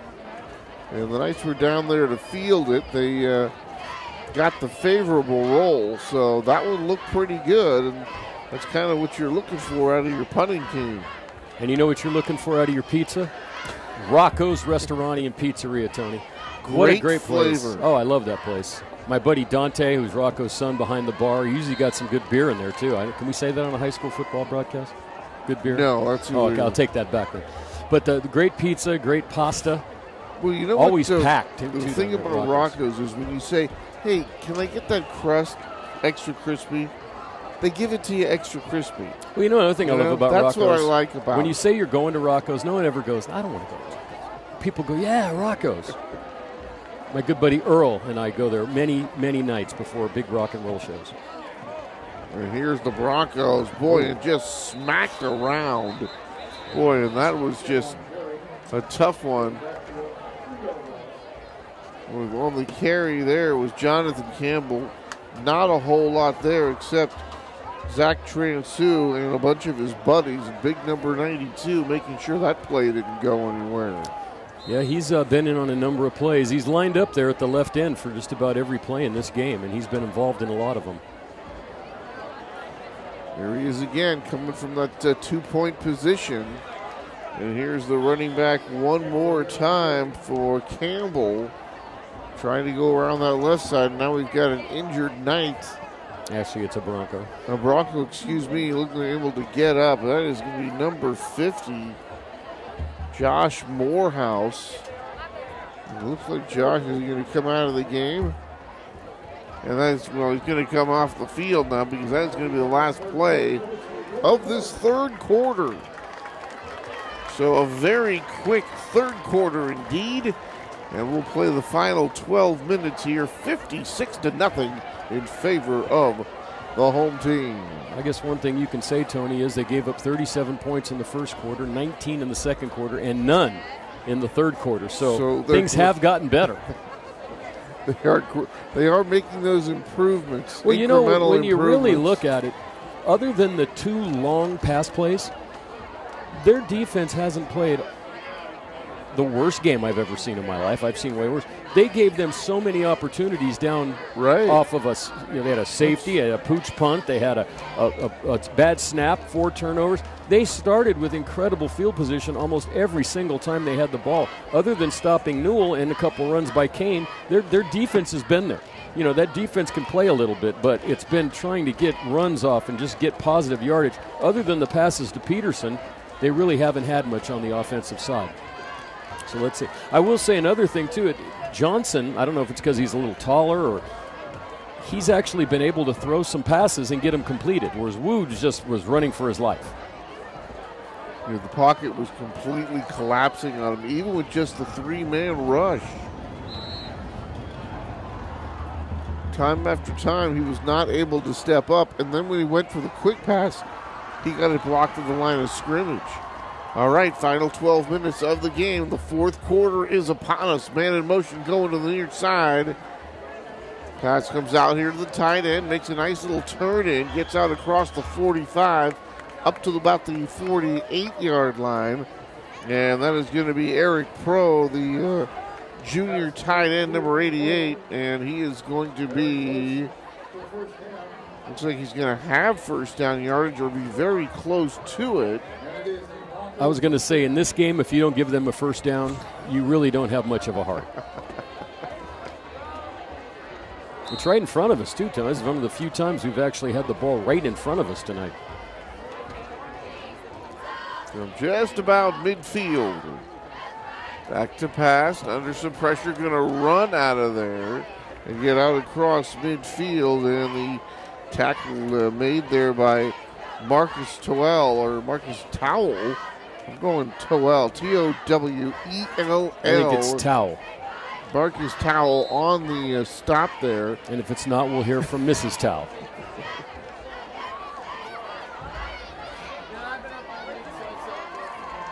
Well, Tony, this looks like it has the potential to be the fastest second half in the history of Walnut Creek television.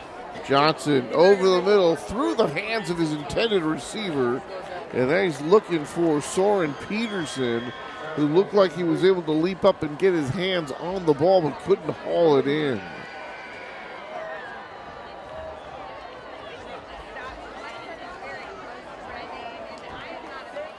I got to tell you, I think the problem is, I was going to say, I was watching, there's 3 coaches sending in plays. They all doing a different signal. I couldn't figure out one from the other, so I don't know how they're doing it. Johnson, he is going to be hit and dropped. Guess who?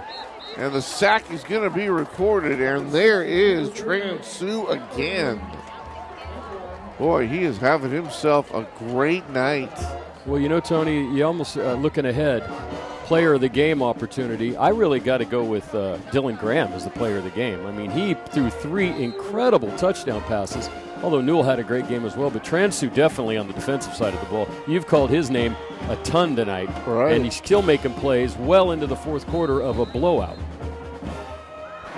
Northgate wants a timeout on 4th down. At this point, what can you do? You can kick the ball away? Let me get this straight. Running clock, 56-0, and you call timeout? Yes. Hey, how many more opportunities are you going to have in this game, Tony? Hey, this is a good, you know what? further, like I always say, down the line. The teaching part of it, and they're showing it right there. Like I said, next year. You got me with that. Next year might not be this year, as we've seen from both of these teams. And it can turn around in high school football because you get a different class every 2 years or so. I'm sure that I'm sure Doug knew that this Newell kid was going to be around. I mean, everyone probably knew who he was coming into this. But you just saw it. We've talked about it a couple of years ago. This is the position. Well, maybe not getting blown out to this degree, but the program over here with Las Lomas was in the same total kind of opposite of what this is. That was just Tony. They were 0-10 2 years ago. Las Lomas. The team were out here. It's up 56-0 tonight. They lost that game to these guys right here on this field. They got blown out by Northgate. So things can turn around in high school. Johnson into a crowd and nearly intercepted. And that's another thing they're going to have to start learning is you can't throw the ball into 4 or 5 of the opposing jerseys. It's just not a very good idea. Not unless you have a guy that can go up and get passes like that. A guy like a Julio Jones or someone like that can get up off the ground. They just don't seem to have that. Although I do like Sorensen. No, take that back. Peterson, Sorensen. Soren is his first name. Peterson, they would mess that up for me, right? Soren Peterson. What if his name was Peter Sorensen? We always seem to get stuff like that. I do like his game, though. He's a Division I prospect. Yeah, well, he looks like a Division I size player. He's a real player for sure. Handoff. And it's Kane again up the middle. We'll pick up a few yards there. About 5. Call it second down at 5. Clock continues to run now. 8:32 and counting. And Tony, I don't know about you, but I parked somewhere near the border of Alamo and Danville to get into this place tonight. Call me an Uber. And I'll go get my car. We'll Uber to our vehicles. They do have the smallest parking lot in the history of high school that I've ever seen here. It's unbelievable.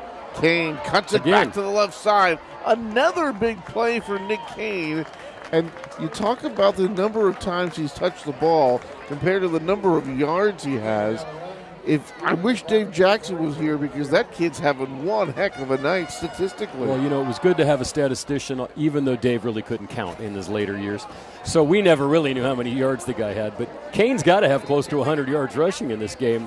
He's one of those guys, though, he's too small really to look at playing at another level, unless it was like a Division II or something like that. But one day he's going to have some great stories to tell his kids because he's not that big, and he's going to say, look at what I did in that game against Northgate back in 2018. Different running back in here, and that is Nico Lerma on the carry, and tripping him up, J.J. Lindsay, number 50. Well, Doug's and the coaching staff at Las Lomas is doing what they have to do here. They've limited their plays. They've brought in their backups. They're not, you got to still play. You got to hand the ball off to somebody. It's McGough, number 24, who had it last time. I got those 9 numbers mixed up. Plays not a big game right there. It was actually number 50, Josh Morehouse, on the previous play who made that nice tackle. Sorry, Josh. You know what, I'm always surprised when they do let these games get up to 120-0, or in basketball one year it was 161-2. Do you know how many times I would have called traveling on the team that had 161? Referees can take that right out of the game. Now, these guys are playing it pretty much by the book tonight, but believe me, if it was worse, you can call holding on every play. Well, and here is a nice run, McGough, and he is in for the touchdown.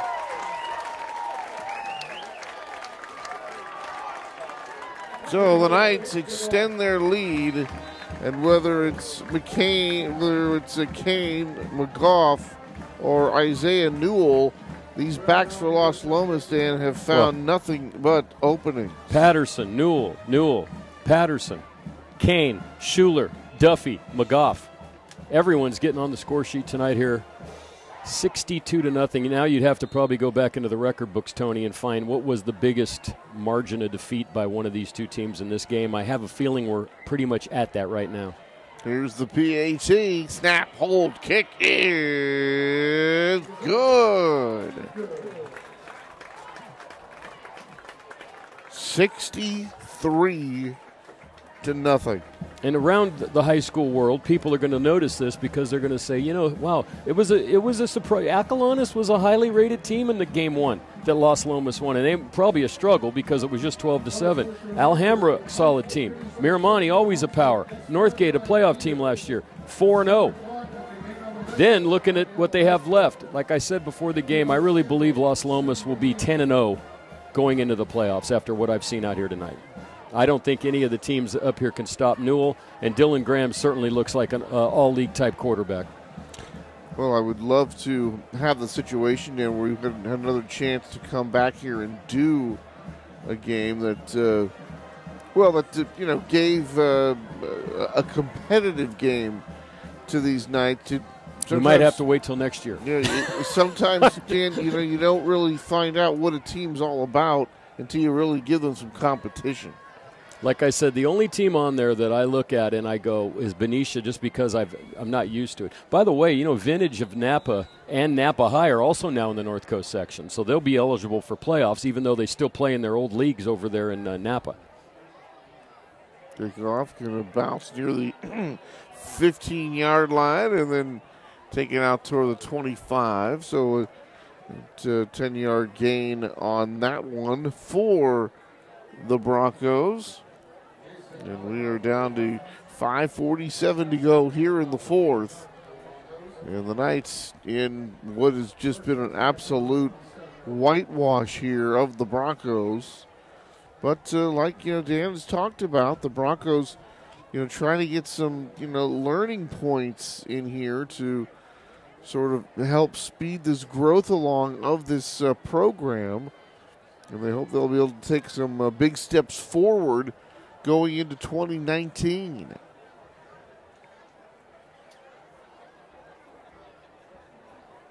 First down and 10 for Northgate. Handoff, trying to come to the outside, cuts it back inside and right into a host of gold jerseys. Among them, it's number 40, a round table of Knights. Towell. A round table of Knights. Tony. Whoa. Not a host of Knights. Whoa. Rocco's Restaurant and Pizzeria. Matt's on that Rocco's kick tonight, but tonight's multi-topping pizza was among some of the best I've had. They make an incredible pizza over there at Rocco's. I love that place. We always sit in the back. We can watch TV, have a couple of ice-cold Sierra Nevadas on draft. Oh, I can't say that in a high school football game. A couple of adult beverages and some pizza. But, you can get anything over there. Tortellini, spaghetti, and meatballs is fantastic. I'm a big fan of Rocco's. Once you try it, you're going to be. Man in motion coming to the near side. And then looking to turn the corner, unable to do so. That was textbook right there. You just keep sliding them down, and then the pursuit catches up, and there's nowhere to go. Beautiful defensive play. Blaine Schmidt, number 1, looking to pick up some room out there, and just not a whole lot out there as the Knights were able to string out that play very well.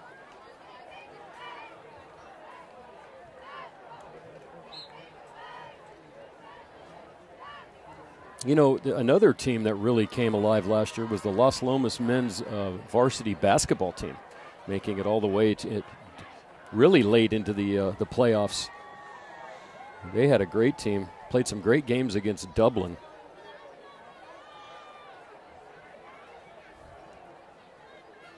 Third down here for the Broncos. Another high snap, swing pass. Oh, there was something there. And there's a holding penalty.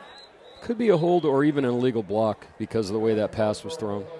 Well, that was actually a lateral that they threw there. Oh, roughing the passer. Roughing, wow. Wow. First time we've seen that tonight. Well, I think that, and that's what I was telling you, an official can do. When the game is 63-0, you don't touch the opposing quarterback. You don't want the kid to get hurt. He's standing there. He throws a quick pass. This is the way the referees can kind of, balance out the happenings. You touch him, you're getting a penalty. If there was a 28-28, would that play have been called? That's all I'm saying.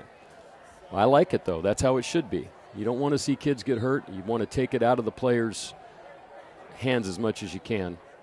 Because these guys playing now haven't played much, so they're going to do what they can to, try to make a name for themselves. Yeah, throw. This one knocked down. Good defense that time by the Knights. And Tyler Johnson, as you said, Dan, he's had time to throw. He's had some open receivers, but hasn't been able to do a whole lot with it. But at least they've been able to get the center snap figured out and able to get passes off. That is true. They've improved on that part of their game. That part of the game started out very badly for Northgate. All right, approaching the last minute and a half. Johnson, handoff. Blaine Schmidt, not much there. Quick takedown.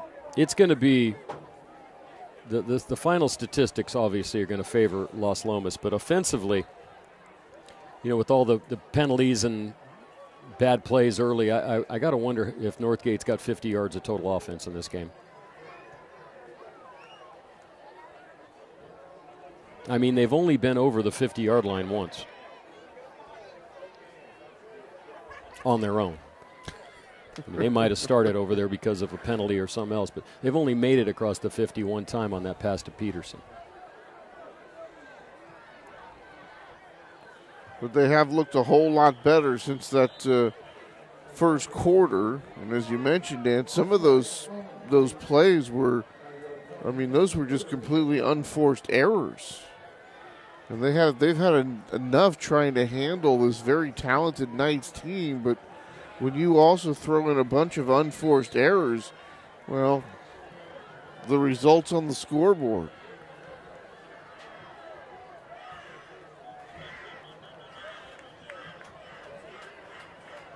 And I think that's going to wrap it up, Tony.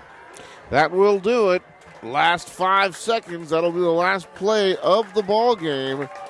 And this one has come to an end. So Las Lomas, the home team, in the Battle of the Creek, pure, utter domination of crosstown rival Northgate. A final score, 63-0.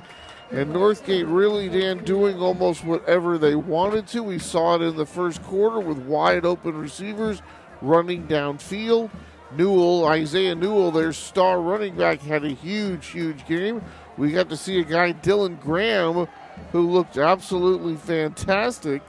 And on the other side for Northgate, it's just do the best you can. Let's learn as much as we can and get ready for next year. That's all they can do at this point right now. And, not saying they won't get better throughout the season, but they might end up, especially with the schedule they have, starting to really train for next year because they've got a tough schedule coming up in their league. Whereas Las Lomas, as I said, Tony, because of this alignment, they do not have – I can honestly tell you if Brent Musburger was here, they'd be favored in every single game that they have to play. You're looking live at Benicia High School. Yes, yeah, that might be the last time. But for those of you that remember that, if you're old enough. Yes. So, well, he's going to be calling the Raider game on Monday night. So that's it. The Las Lomas students and the team celebrate. And Northgate is left to try to improve now, Tony, and especially the last 3 weeks. Northgate has given up 58, 47, and 63 points and scored 20. So they really have a lot of work to do. Las Lomas, they have a lot to look forward to this season, and we'll be back next year like we always are. We'll see what happens then. It'll be at Northgate next year. Well, it was a pleasure to bring it to you, Dan. It was great to see you again. And for all of us here with Walnut Creek TV, I'm Anthony Schultz alongside Dan Wall saying good night from Las Lomas High School.